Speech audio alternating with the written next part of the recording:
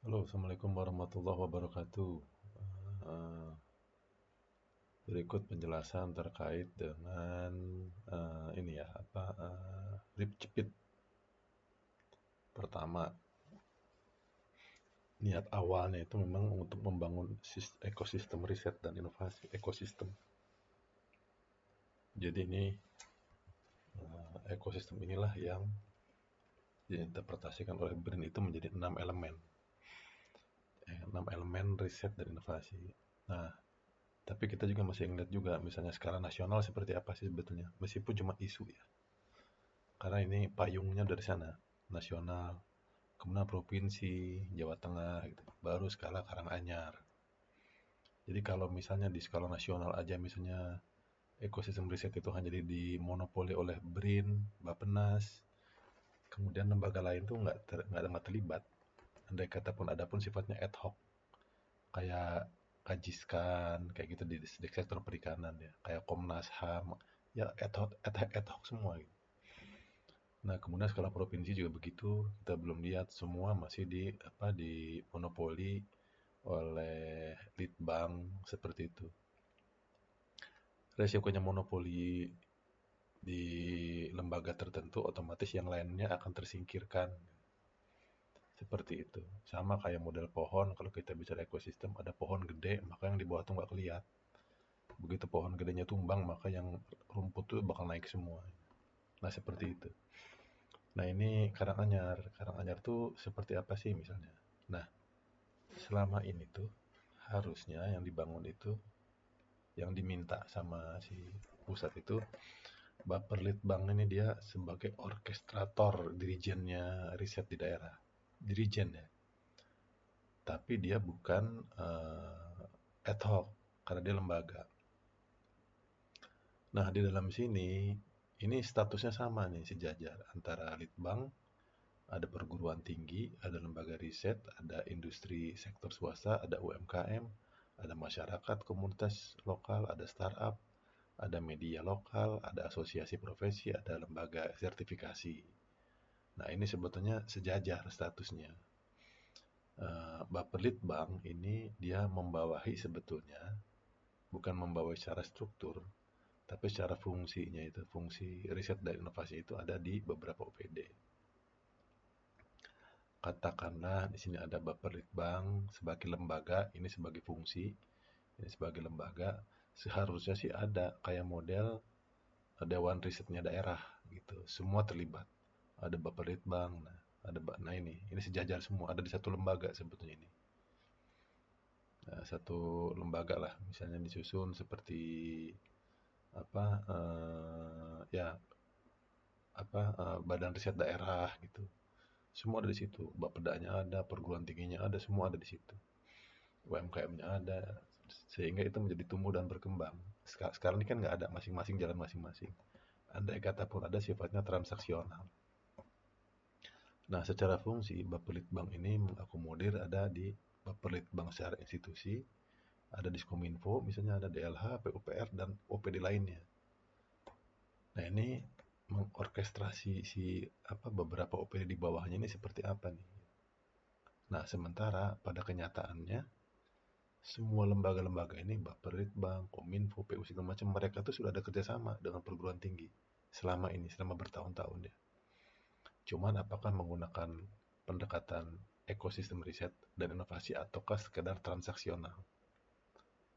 Nah, ada model dengan OPD dengan perguruan tinggi, OPD mungkin dengan lembaga riset nasional, OPD dengan swasta, ada dengan konsultan, misalnya kayak kita gini, misalnya dengan UMKM ada juga kerjasama. Ada masyarakat lokal, tapi temanya apa nih? Apakah riset? Siapa objek, siapa subjek itu nggak jelas. Tapi kerjasama itu sudah terbangun. Nah, kita akan sebetulnya memapping kondisi itu semua dengan model 6 elemen BRIN. Apa aja sih modelnya tadi?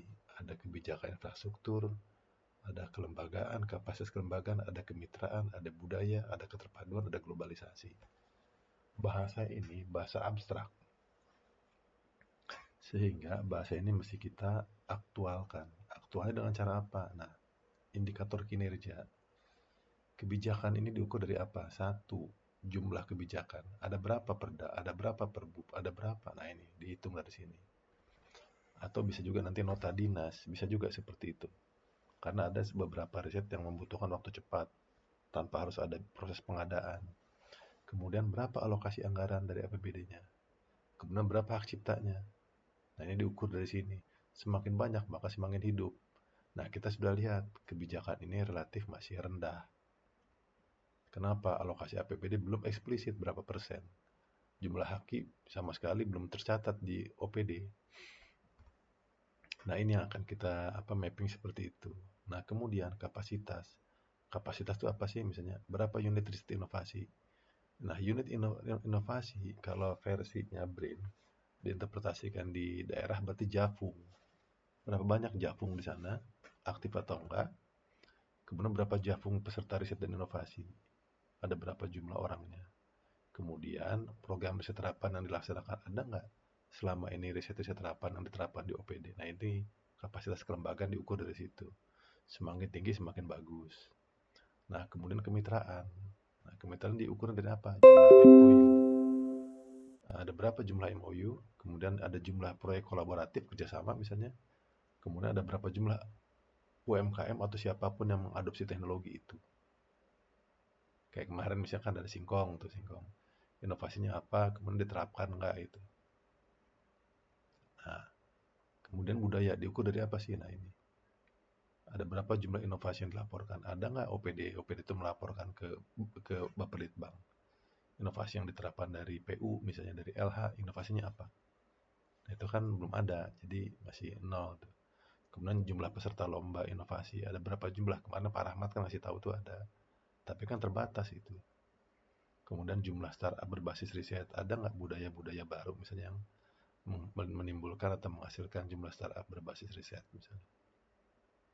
Ini berat, tapi kalau kita lihat Jogja itu ada misalnya kayak model Sinau, GIS itu ada tuh startup di berbisnis riset. Nah, kemudian keterpaduan diukur dengan cara apa sih keterpaduan? Nah, ini ada jumlah klaster inovasi ada berapa? Misalnya grupnya kopi ada di mana risetnya, klasternya siapa aja yang terlibat. Grupnya teh di mana, grupnya wisata di mana, grupnya ini nah, ada klaster-klaster itu. Semakin banyak semakin hidup. Kemudian program OPD berbasis riset atau enggak? Nah, selama ini kan kita tahu program itu kan diambil dari Inmen 2 tahun 2025 yang terbaru. Nah, itu kita juga nggak tahu apakah berbasis riset atau enggak. Kemungkinan enggak. Karena memang ada di nomenklatur. Nah, kalau udah lihat dari kerangka kerja logisnya, dari tujuan, sasaran, strategi arah kebijakan sampai indikator kinerja program, itu sudah dikunci. Yang masih memungkinkan berubah itu sebetulnya di strategi. Manifestonya seperti apa? Interpretasinya. Bisa juga programnya itu tidak merubah nomenklatur, tidak mungkin merubah nomenklatur, indikator juga nggak mungkin berubah, hanya saja pendekatannya mungkin berubah. Nah, kemudian jumlah data riset terdokumentasi. Nah, ini sama tadi, berapa banyak jumlah data riset terdokumentasi. Ya kalau lembaga besarnya jurnal gitu kan, tapi kalau yang skala lokalnya ada nggak misalnya? Minimal ke detect nggak, ke database nggak? Tuh. Kemudian ini globalisasi pasar. Globalisasi pasar itu sebetulnya marketable nggak sih isu riset itu? Nah, berapa riset tentang isu strategis berskala? Misalnya isu riset terkait kalau kita baca dari RPJM kan ada tuh isu global, isu nasional, isu provinsi, isu tetangga kabupaten kota, isu kabupaten. Nah, itu basisnya riset atau bukan? Kedua, apakah kita juga hanya mengambil, mencuplik itu, kemudian kita masukkan ke RPJM? Nah, kemudian jumlah produk inovasi yang marketable. Nah, kira-kira dari nomor 1, 2, 3, 4, 5 itu yang laku dijual itu yang mana? Inovasi yang mana yang laku dijual? Entah risetnya, entah produknya ya. Kemudian ada berapa jumlah kerja sama riset? Riset ya, kalau tadi kan dia lebih ke project. Kalau project itu hasil riset. Di sini ada nih program riset terapan. Nah itu project sifatnya. Kalau ini yang jumlah proyek kolaboratif ini beda nih. Kalau ini kerjasama risetnya, ini implementasinya. Nah jadi sebenarnya seperti itu yang kita kerjakan selama ini. Sehingga kita muncul seperti ini cascadingnya. kita menghitung dari riset ini, dari kerjaan kita ini terkait dengan akar masalahnya apa, masalahnya, pokok masalah sampai ke isu strategis. Nah, yang sebentar, yang ini, eh, nah yang ini dari sini ke sini sifatnya kerangka kerja logis, cara berpikir logis. Nah, sementara yang ini ke sini adalah BRIN, 6 elemen. Nah, sehingga kita buatkan di sini sebetulnya jembatannya di sini, indikator kinerja. Jadi jembatan ngobrolnya itu di indikator kinerja. Nah, dari sinilah kita hitung misalnya kita ukur misalnya akar masalahnya, contoh kebijakan dan infrastruktur. Ini dari BRIN nih. Kemudian dipecah lagi jadi subvariabel, jadi reformasi kebijakan dan riset. Nah, akar masalahnya apa? Dari sini. Nah, kita inventarisir akar masalahnya dari hasil beberapa kita diskusi dengan responden kemarin, minimnya komitmen kebijakan daerah terhadap riset. Masalahnya belum adanya peraturan bupati atau kebijakan khusus. Pokoknya belum terbangun ekosistem riset. Pokok masalahnya. Isunya apa? Perlunya penyusunan penetapan kebijakan daerah. Sama seperti ini. Kebijakan infrastruktur, turunannya penyedia anggaran riset dan inovasi. Nah, kita lihat kebijakan infrastruktur. Nah, alokasi sama dengan ini. Alokasi anggaran. Nah, kemudian di sini akan masalahnya minim komitmen kebijakan dan alokasi sumber daya inovasi. Masalahnya anggaran riset dan inovasi sangat kecil, andai kata pun ada ya. Tidak ada roadmap kebijakan. Nah, isunya integrasi riset dan inovasi dalam perencanaan pembangunan. Makanya kita harus mengacu ke RPJM. Di sini jembatannya dihitung dari persentase APBD untuk riset. Nah, kurang lebih seperti itu ya. Jadi ini cara bacanya begitu. Ke kiri logika, ke kanan regulasi, tengah itu adalah jembatan. Tengah itu jembatan. Nah, terkait dengan ini, penguatan kapasitas kelembagaan dan pendirian unit riset ini di bawah Bapeda ini maksudnya ini yang bukan Bapeditbang, tapi kayak model lembaga riset daerah lah yang melibatkan banyak pihak. Terus seperti ini ya, kemitraan, budaya. Nah, ini jembatan-jembatan dan semua. Jumlah peserta festival, nah ini diukur dari ini. Semakin banyak maka semakin baik. Tapi nanti belum dihitung keberlanjutan dari sisi konektivitas. Jadi sebetulnya itu yang diharapkan oleh kita. Sebetulnya yang untuk kondisi existing cuma kita hanya mengcapture ini aja. Nah, kemudian nanti di logiskan itu dengan kerangka logiskan itu dilogiskan itu dengan RPJM dan Renstra OPD.